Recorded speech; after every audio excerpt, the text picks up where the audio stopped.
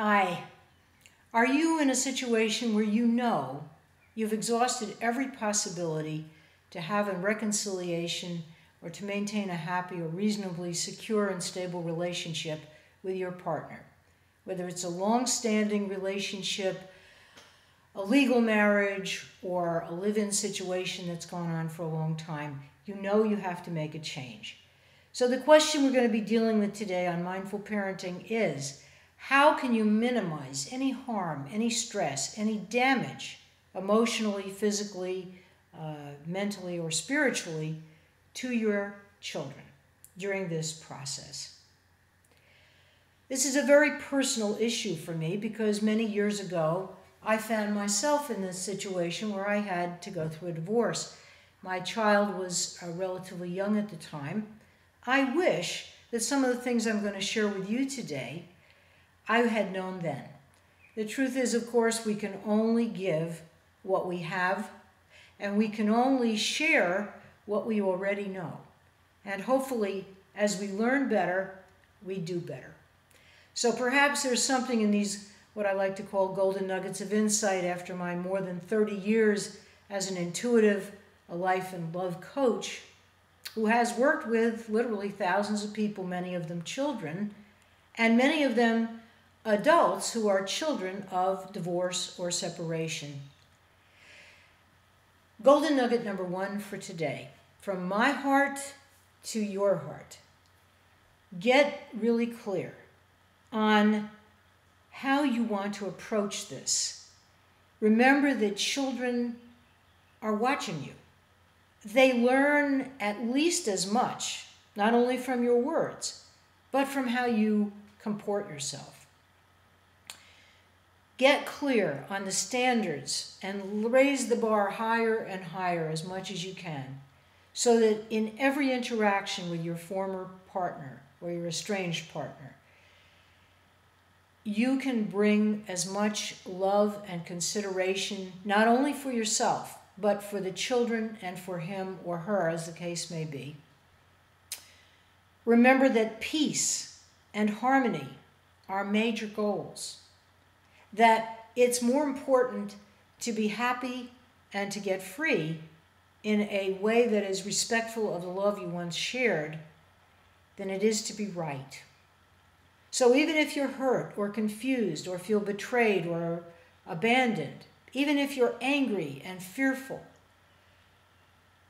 let yourself ask the question, how can I see this from a higher perspective?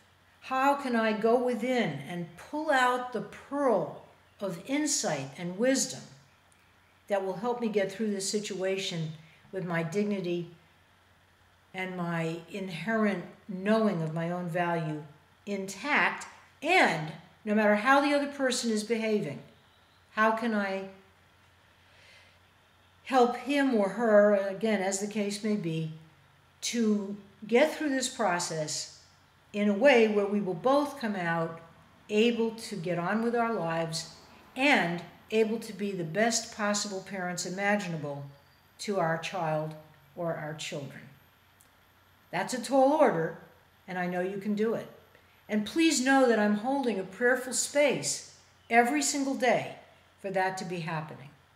Whatever is for the best and highest good of you and your family.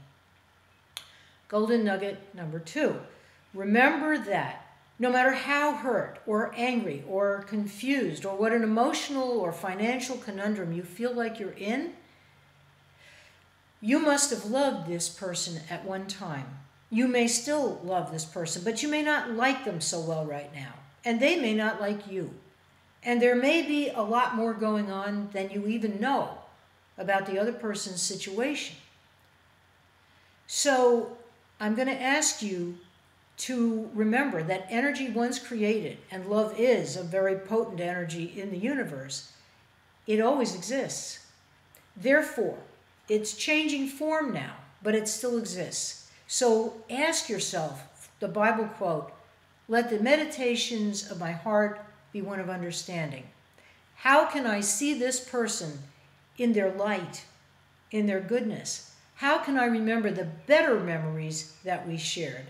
And let those be the place I come from in all my dealings and interactions with the ex-partner.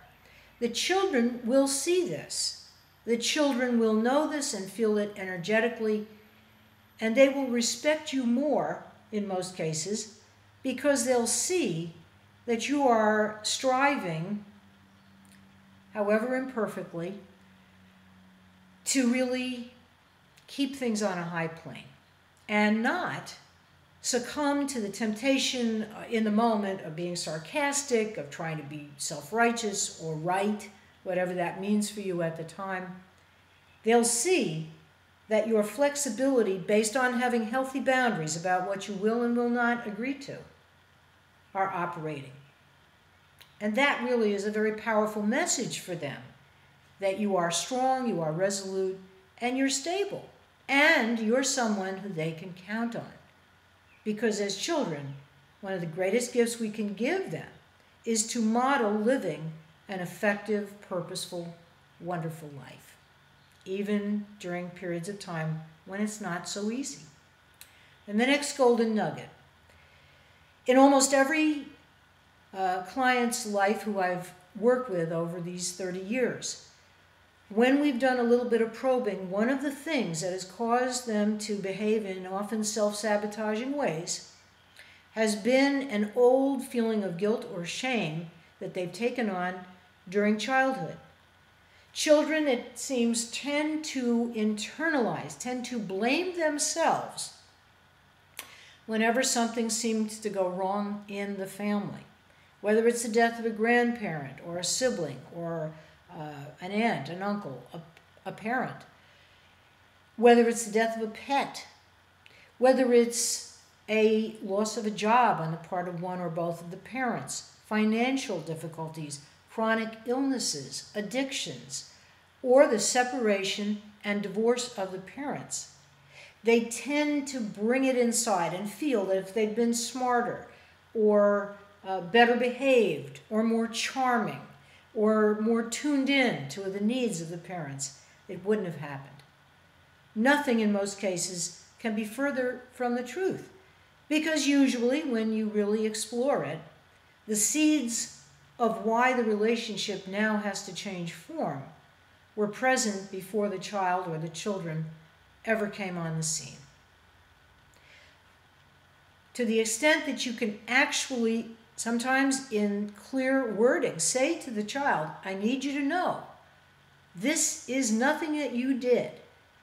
Your father or mother, as the case may be, and I both still love you so much, and we want so much for you, and whatever it is that's happened in our relationship is about us, the two of us.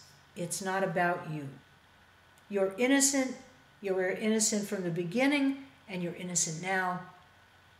And we'll all do the very best we can and come out knowing that our love for you is not violatable.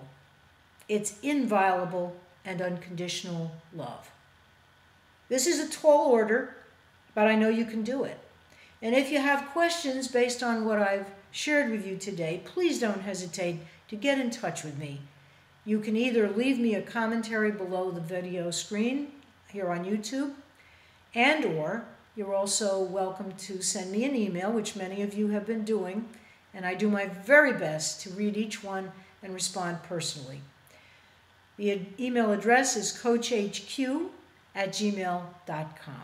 That's coachhq@gmail.com. Until next time, I'm Beverly Banov Brown, wishing you harmony and peace, and knowing that healthy boundaries and clear messages to your children as well as to your estranged partner can spell the difference between acrimonious separation and harmony. Bye for now. And namaste. I bow to the light that you are and that your children are.